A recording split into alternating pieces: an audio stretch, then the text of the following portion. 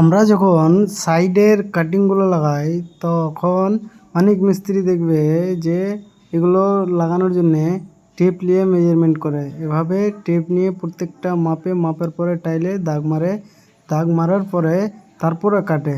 তো সব থেকে সোজা হলো এবং তাড়াতাড়ি হচ্ছে যে হাতে একটা টাইল নিতে হবে। টাইল নেওয়ার পরে এটাকে আগে মিলিয়ে নিতে হবে সোজা পাটটা কোনটা। এবার সোজা পাটটা যেটা ছিল সেটাকে নিচে করে দিলাম, মানে উপর পাটটাকে নিচে করে দিলাম। করার পরে এটাকে দাগ মারতে হবে, মানে উপরে লেভেল করে দাগ মারতে হবে। যেদিকে যেরকম লেভেল আসলো সেই হিসাবে দাগ মারতে হবে। প্রত্যেকটাকে এভাবে করে দাগ মেরে নিতে হবে।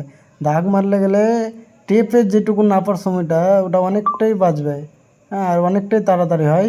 তো এভাবে করে আমি প্রত্যেকটাকে আগে দাগ মেরে নেবো।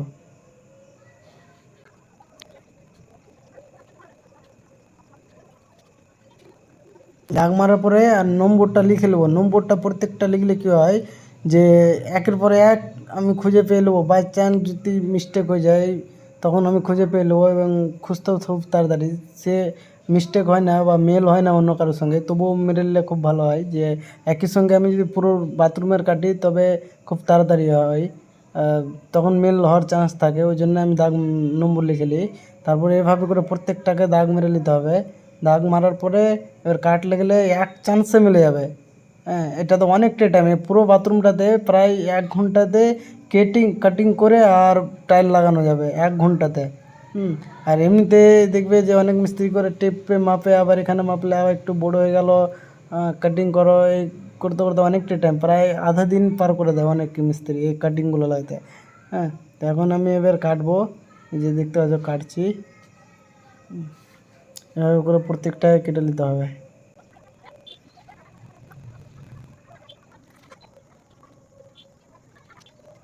এই যে কাটা আমার এখন কমপ্লিট।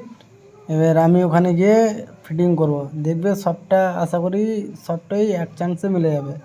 হ্যাঁ, এবার দেখবে আমি এক ধার থেকে যাচ্ছি, একটুও কম বেশি হবে না, একবারে টাইটাই হবে সব কটাই।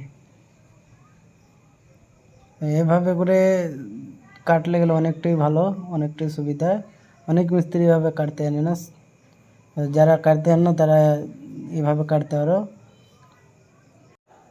ভিডিওটা কেমন লাগলো কমেন্টে জানাবে, আর যারা জানে না তাদেরকে দেখার সুযোগ করে দেবে যেন তাদেরও উপকার হয়।